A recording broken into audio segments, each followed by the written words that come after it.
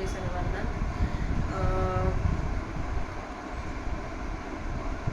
आज मी परत continue recording करत आहे. याच्या आधी मी 30 ओव्या वाचल्या. ओवी क्रमांक 20 श्लोक क्रमांक 20 पासून ते श्लोक क्रमांक 27 पर्यंत मी वाचलं होतं. आता तिच्या पुढच्या मी 30 ओव्या वाचत आहे. एकामागोमाग एक रेकॉर्डिंग करण्याचं कारण हे की मध्ये मला काही कारणास्तव वेळ मिळाला नाही आणि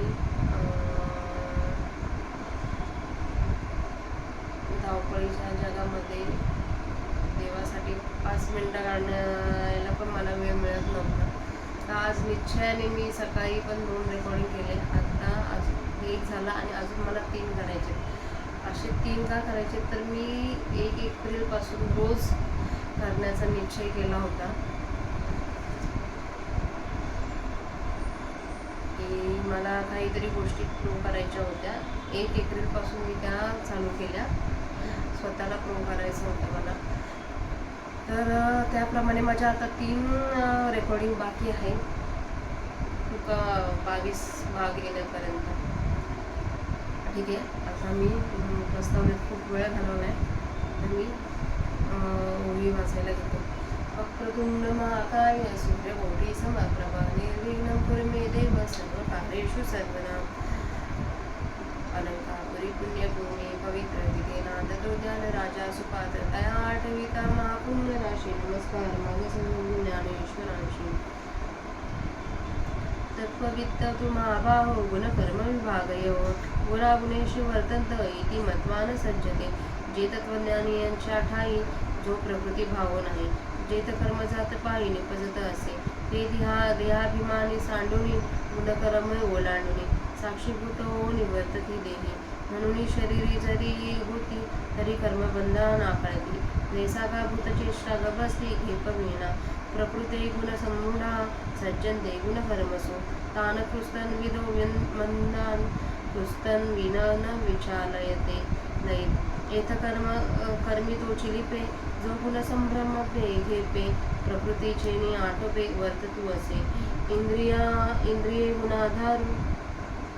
इंद्रिये गुणाधारे रहाटते निज व्यापारे तू ते कर्म बलात्कारे आपा दिजो.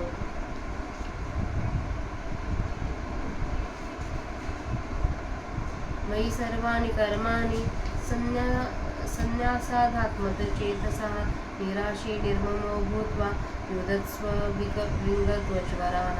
तरी उचित कर्मे आघवी तुवा आचरुनी मज अर्पावी परिचित्त वृत्ती न्यासावी आत्मरूपी. हे कर्म मी करता का आचरेन या अर्था ऐसा अभिमानू जने चित्ता रेघो देजे. तुवा शरीर परानो हावे कामना जात सांडावे मग अवसरोचित भोगावे भोग सफळ. आता कोंदळ घेऊन हाती आरूढ पायी रथी देई आलिंगन वीरवृत्ती समाधाने. जगी कीर्ती रुढवी स्वधर्माचा मान वाढवी या भारापासून सोडवी मेदिनी हे. आता पार्थ निशंक होई या संग्रमा चित्ती देई एथ हे वाचून काही बोल नये. ए मे मतमिदं नित्यमनुतिष्ठन्ति मानवाः श्रद्धावन्तो मुच्यन्ते तेऽपि कर्मभिः. हे अनुपरोध माझे जे परमादरे स्वीकारिजे श्रद्धापूर्वक अनुष्ठिजे च धनुर्धरा. हे सकळ कर्मही वर्ततु जानपा कर्मरहितु म्हणून हे निश्चतु करणीय गा. येत्वेदभस सुयन्तो नानुतिष्ठन्ति मे मतं सर्वज्ञान विमूढास्तान विद्ये नष्टान चेतसः. ना तरी प्रकृती मिंतू होऊनी इंद्रियाला देऊनी जे हे माझे मता वेरुणी उसंडती. जे सामान्यत्वे लेखती अभ्यज्ञा करुणी देखती का हा अर्थवादू म्हणती वाशाळपणे.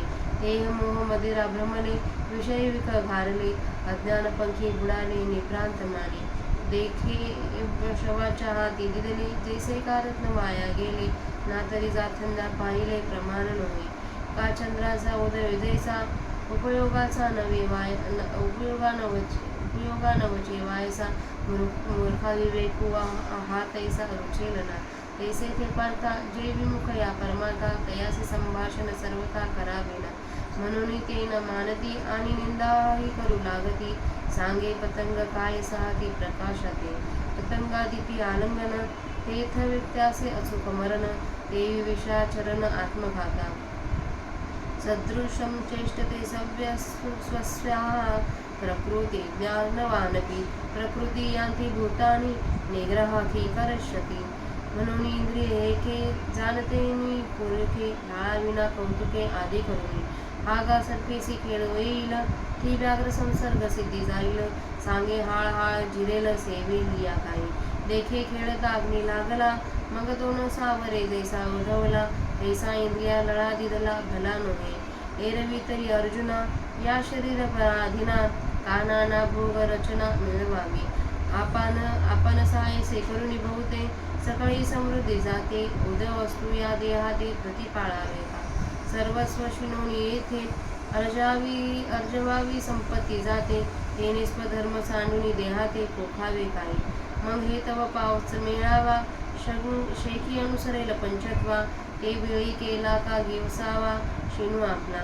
म्हणून केवळ देहभरण, ते जाण उघडी नागवण, या लागी येत अंतकरण देयावेना.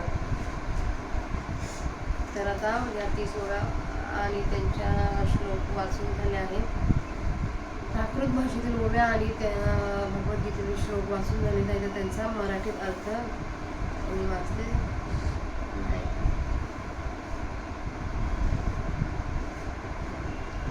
परंतु हे महाभाव अर्जुना, गुण व कर्म यांच्या विभागाचे ती आपल्याहून भिन्न आहेत. हे तत्व जाणणारा गुण इंद्रिये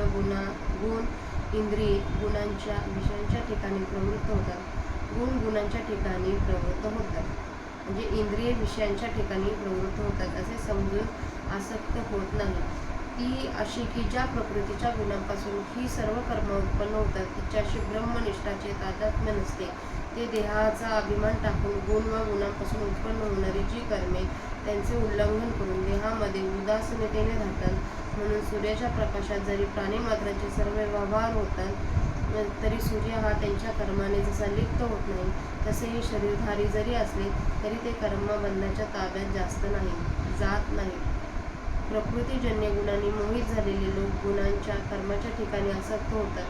सर्वज्ञ पुरुषांनी त्या असर्वज्ञ मंदबुद्धी पुरुषांना चाळवू नये. याच जगात जो प्रकृतीच्या तावडीत सापडून गुणांना वंश होऊन वागतो, तोच कर्मात बद्ध होतो. गुणांच्या योगाने इंद्रिय आपापले व्यापार करतात. त्या दुसऱ्यांनी गुणांनी केलेल्या कर्माचा कर्तेपणा जो बळेच आपणाकडे घेतो, तो कर्मात बद्ध होतो.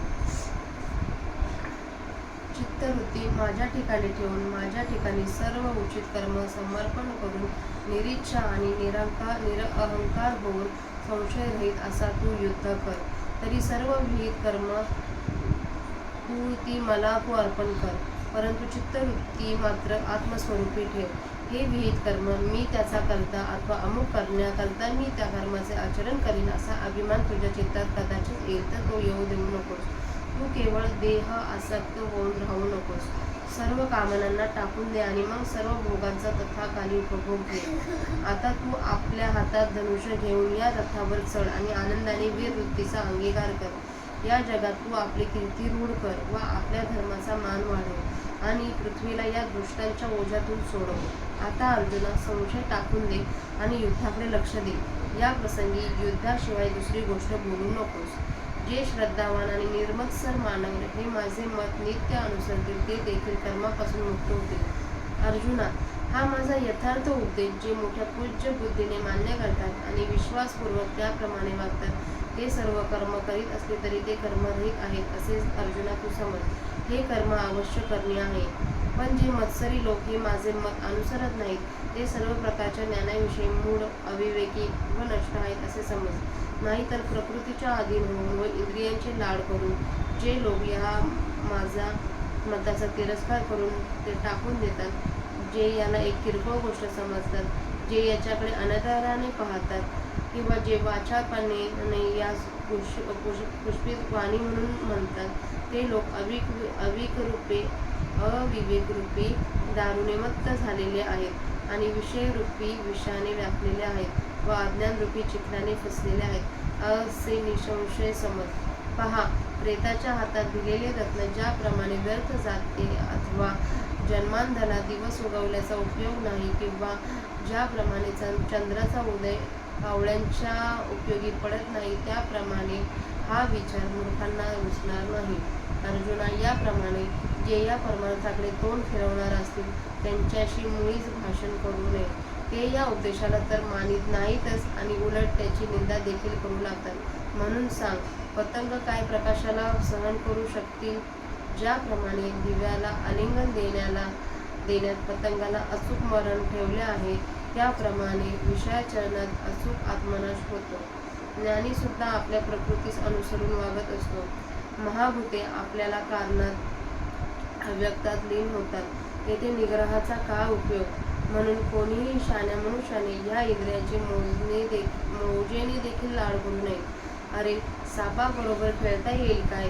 किंवा वाघाची संगत नीटपणे शेवटात जाईल काय? सांग बरं. हलाहल विष प्यायले तर ते पचल का? पहा, सहज खेळता खेळता जर आग लागली आणि मग जर बळावली तर ती जशी आटोपात येत नाही, त्याप्रमाणे इंद्रियाचे लाड केले तर ते चांगले नाही. अर्जुना, सहज विचार करून पाहिले तर या परतंत्र शरीराकरता नाना प्रकारचे व्यवस्थित भोग का मिळवावेत? आहे तेवढी सर्व एकूण एक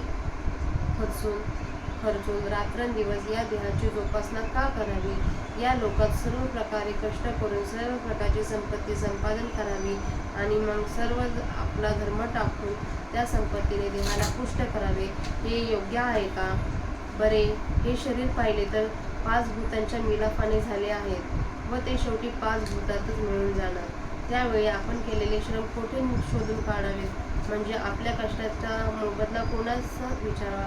म्हणून केवळ देहाचे पोषण करणे हा उघड घात आहे.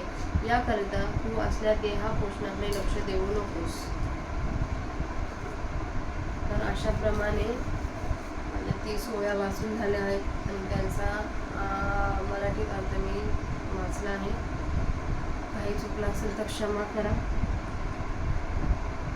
राधे कृष्ण.